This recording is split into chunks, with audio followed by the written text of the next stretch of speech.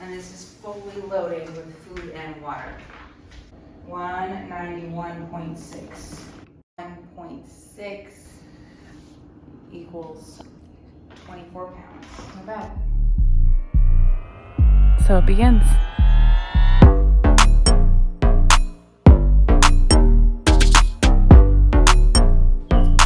Yo, what up, peeps? Susie Rydell here. This is my second section hike on the Appalachian Trail. I did 540 miles in 26 days. I started in Hot Springs, North Carolina, and ended in Glasgow, North Virginia, which is just about halfway through Virginia. This section was really beautiful, and not just because, the beauty of hiking, but also because I left mid-April, and so a lot of the trees were still bare, and so I really got to see the season change. By the end of the trip, towards the end of May, there was just so much green everywhere, and it was really cool to hike through the seasons and see them change like that. First 150 miles of this portion that I did, I had already hiked on my first section hike. So it was still beautiful, still amazing views, but I was really excited to get past the point that I had hiked last time. This being the third time I've done a long section hike, my mindset was a little different on this trip. I began to think of it more along the lines of how many miles can I do in the 4 weeks that I have.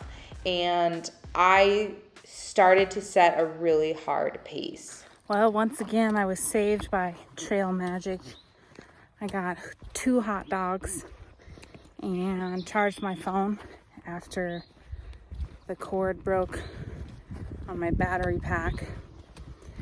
And I was having some pretty negative thoughts, but now I got 2 hot dogs, a soda pop, and a bag of chips in me. So here I go. I was hiking an average of 20 miles a day, and I actually did not take a single day off in the 26 days that I hiked. As soon as I got out there, I was reminded of how difficult it is to be on trail. That is one of the reasons that I love backpacking, is because of the challenge. There is so many parts of our daily lives that we don't realize are just a gift. And when you're out on trail, all this extra stuff that you took for granted is now work. It's only day 3, and it kind of already feels like it's been a week. But can't beat this. Day in and day out, sleeping on the ground, carrying all your food on your back, filtering all your water, having to dig a hole to go to the bathroom. All of these things really add to the challenge of backpacking. Well, I woke up sick today. In the beginning, it's hard to adjust, but I think people would actually be surprised at how quickly you adjust to life on trail. Look where I'm at.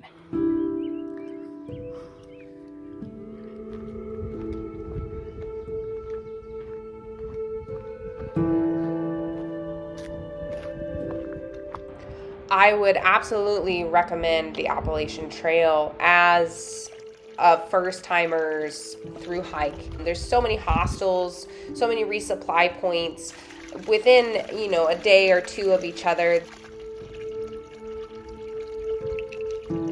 or any number of things, but there's just so many options that are helpful that you can just get off trail, fix the thing that you need, and then get back on.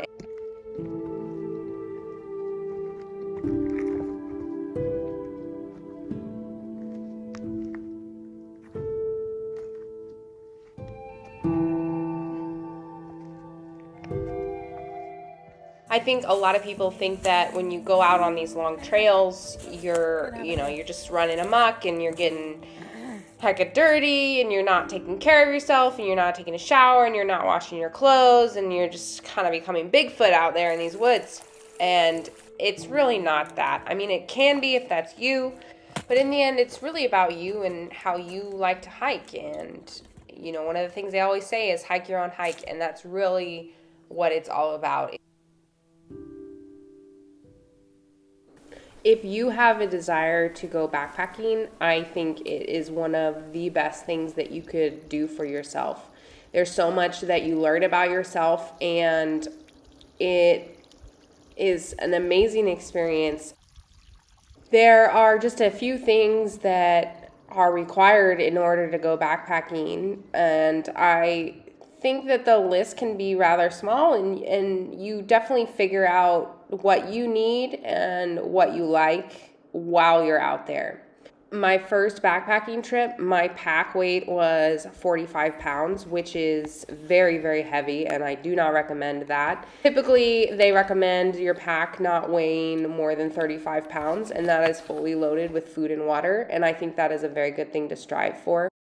So number one, having a good backpack. It needs to be supportive. You're going to be wearing this every single day and hiking miles and miles in this backpack. So it needs to, A, not hurt you, and also support all the weight that is going to be on your back. The next thing I would say is your shelter, and I prefer a tent. But another awesome thing about the Appalachian Trail is heading northbound. In the beginning, there are shelters. A shelter is a wooden structure that the Appalachian Trail Conservancy has built, and basically it's 3 walls and a roof. Really awesome to stay in if there is a rainstorm. But I met several hikers that simply chose to sleep in the shelter every single night. Then you want to consider water, having a water filter.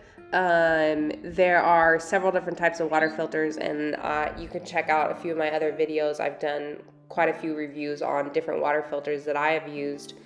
But that's going to be your next and most important thing, is being able to drink water out on trail. Your clothes choices are important, obviously, and one of the things you have to really think about is that you are going to be outside in the elements every single day. And it's not as intimidating as it may sound, but you just need to make sure that you think about that and get the proper protection.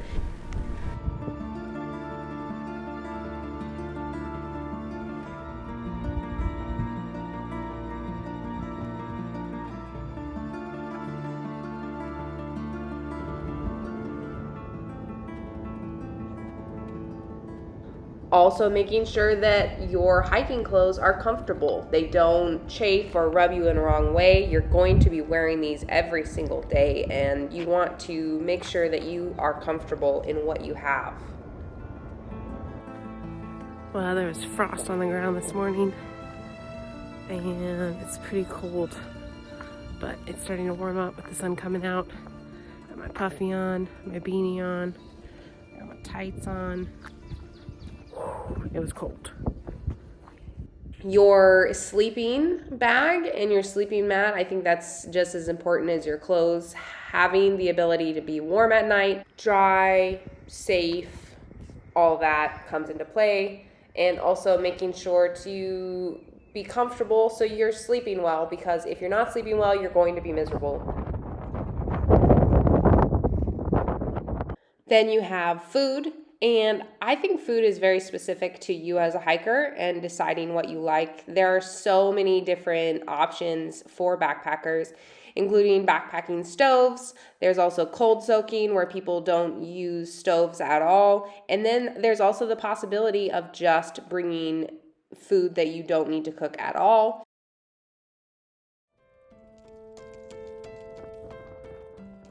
It's almost like just reframing your mindset to include these things from your normal life that you took for granted, and then figure out how to accomplish those same things on trail. I'm not going to say that it isn't challenging, that it isn't hard, but it becomes simple.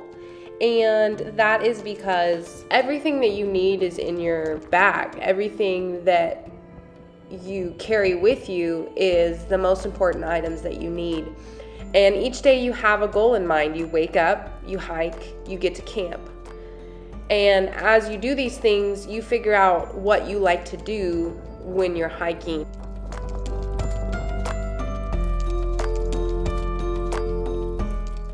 I am here to tell you that if you have a desire to go backpacking and to attempt a thru hike, that you can absolutely do it. This is coming from someone who had no idea what they were doing on their first trek, and I have come to learn and go on to keep hiking. And it is a process, it is a challenge, it is fun, it is absolutely worth it. And the places that your feet will take you is indescribable.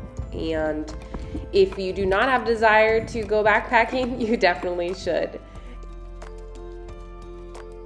I hope this video encourages you to go out there, to go find your own hike, go find your own adventure, and go find freedom.